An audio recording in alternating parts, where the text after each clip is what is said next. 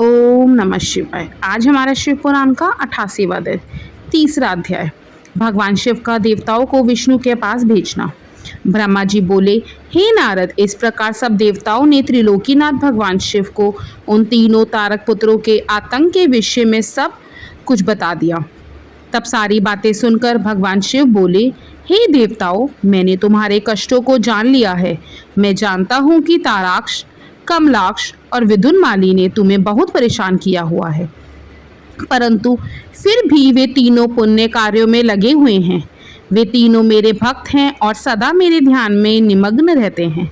भला मैं अपने भक्तों को कैसे मार सकता हूँ? वे तीनों तारक पुत्र पुण्य संपन्न हैं। वे प्रबल होने के साथ साथ भक्ति भावना भी रखते हैं। जब तक उनका पुण्य संचित है और वे मेरी आराधना करते रहेंगे, मेरे लिए उन्हें मारना असंभव है, क्योंकि स्वयं ब्रह्मा जी के अनुसार मित्रद्रोह से बढ़कर कोई भी पाप नहीं है। जब वे तीनों असुर नियम पूर्वक मेरी पूजा आराधना करते हैं, तो मैं क्यों बिना किसी ठोस कारण से उनका वध करूं? हे देवताओं, इस समय मैं तुम्हारी कोई सहायता नहीं कर सकता, अतः तुम सब श्री हरि विष्णु की शरण में जाओ। अब वे ही तुम्हारा उद्धार करेंगे।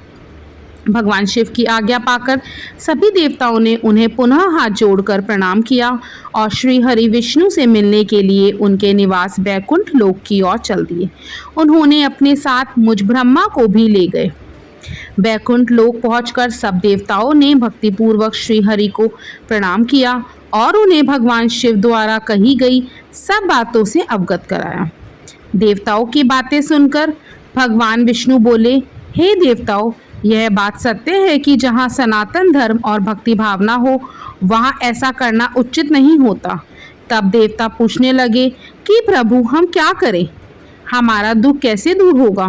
प्रभु, आप शीघ्र ही उन तारक पुत्रों के वध का कोई उपाय कीजिए, अन्यथा हम सभी देवता अकाल ही मृत्यु का ग्रास बन जाएंगे।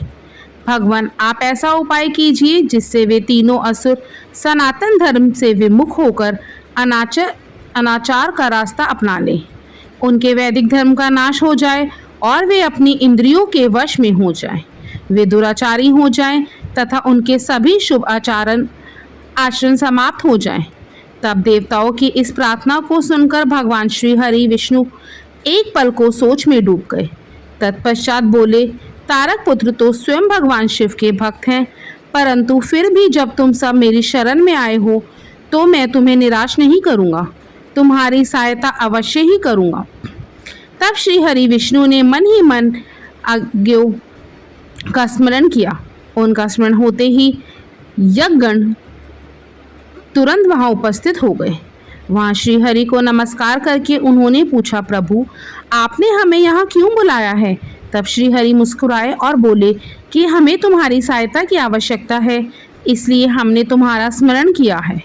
तब वे देवराज इंद्र से बोले कि हे देवराज, आप त्रिलोक की विभूति के लिए यज्ञ करें। यज्ञ के द्वारा ही तारक पुत्रों के तीनों पुरों नगरों का विनाश संभव है। भगवान श्री हरि विष्णु के ये वचन सुनकर सभी देवताओं ने आदरपूर्वक विष्णु जी का धन्यवाद किया और उन्हें प्रणाम करने के पश्चात यज्ञ के ईश्वर की स्तुति करने लगे। तत्पश्चात उन्होंने बहुत विशाल यज्ञ का आयोजन किया। सविधि उन्होंने उत्तम यज्ञ भक्ति भावना से आरंभ किया। यज्ञ अग्नि प्रज्वलित की हुई। यज्ञ पूर्ण होने पर उस यज्ञ कुंड में शूल शक्तिधारी विशालकाय हजारों भूतों का समुदाय निकल पड़ा। तत्पश्चात अनेक रूपों से युक्त नाना वेशधारी कालाग्नि रुद्र के समान तथा काल सूर्य के समान प्रकट हुए उन भूतों ने भगवान विष्णु को नमस्कार किया। उन भूतगणों को आज्ञा देते हुए विष्णु जी बोले, हे भूतगणों, देव कार्य को पूरा करने के लिए तुम जाकर त्रिपुरों को नष्ट करो। विष्णु जी की आज्ञा सुनकर वे भूतगण दैत्यों के उस महासुंदर नगर त्रिपुर की ओर चल दिए। जब उन्होंने त्रिपुर नगरी में घुसना चाहा, तो वहां के तेज से वे भस्म हो गए। जो भूतगण बचे वे लौटकर भगवान विष्णु के पास आ गए तथा उन्होंने श्री हरि को इस बात की सूचना दी। तब भगवान विष्णु को इस प्रकार भूतगणों की नगरी के तेज से जलने की जानकारी हुई तो वे अत्यंत चिंतित हो गए। तब उन्होंने देवताओं को समझाया कि वे अपनी चिंता त्याग कर अपने अपने लोकों को जाएं। मैं इस संबंध में विचार करके आपके लाभ के लिए यथासंभव कार्य करूंगा। मैं तारकाक्ष, कमलाक्ष और विदुन्माली नामक तीनों असुरों को शिव भक्ति से विमुख करने का प्रयास करता हूँ, तभी उन पर विजय पाना संभव होगा। तब श्री हरि को प्रणाम करके सभी देवता अपने अपने लोकों को वापस लौट गए। ओम नमः शिवाय। चौथा अध्याय, नास्तिक शास्त्र का प्रादुर्भाव। ब्रह्मा जी नारद से बोले, तब भगवान श्री हरि विष्णु ने अपनी आत्मा के तेज से अत्यंत तेजस्वी एक मायावीर पुरुष प्रकट किया। उसका सिर मुंडा हुआ था। उसने अत्यंत गंदे वस्त्र पहने हुए थे। उसके एक हाथ में लकड़ी का एक कटोरा तथा दूसरे हाथ में झाड़ू थी। उसने अपने मुख पर वस्त्र लपेट रखा था। व्याकुल वाणी में उसने श्री हरि को प्रणाम किया और पूछा, हे प्रभु, मेरी उत्पत्ति का क्या प्रयोजन है? भगवान, मैं कौन हूँ? तब श्री हरि विष्णु ने उत्तर दिया, हे वत्स, तुम मेरे शरीर से ही उत्पन्न हुए हो, इसलिए तुम अरिही नाम से जाने जाओगे। तुम्हें मैंने एक विशेष कार्य के लिए उत्पन्न किया है। तुम बड़े मायावी हो। तुम्हें एक ऐसे शास्त्र की रचना करनी है जिसमें 16,000 श्लोक होंगे, जिसमें वर्णाश्रम धर्म की जानकारी होगी तथा जिसमें अपभ्रंश शब्दों व कर्म विवाह की भी व्याख्या की गई होगी। विष्णु जी के इन वचनों को सुनकर अरिही ने उन्हें प्रणाम किया और बोला कि मेरे लिए अब क्या आज्ञा है। तब श्री हरि ने उसे माया से रचित वह अद्भुत शास्त्र पढ़ाया, जिसका मूल यह था कि स्वर्ग और नरक सब यही हैं, उनका अलग से कोई भी अस्तित्व नहीं है। तब विष्णु ने अरिही को आज्ञा दी कि वह सब दैत्यों को जाकर शास्त्र पढ़ाएं और उनकी बुद्धि का नाश करे। इस प्रकार यह शास्त्र पढ़कर त्रिपुरों में तमोगुण की वृद्धि होगी, जो उनके विनाश का कारण सिद्ध होगी। मेरी कृपा से तुम्हारे इस धर्म का विस्तार होगा। तत्पश्चात तुम मुरुस्थल में निवास करना। तुम्हारा कार्य कलयुग आने पर ही पुनः आरंभ होगा। ऐसा कहकर श्री हरि विष्णु अंतर्ध्यान हो गए।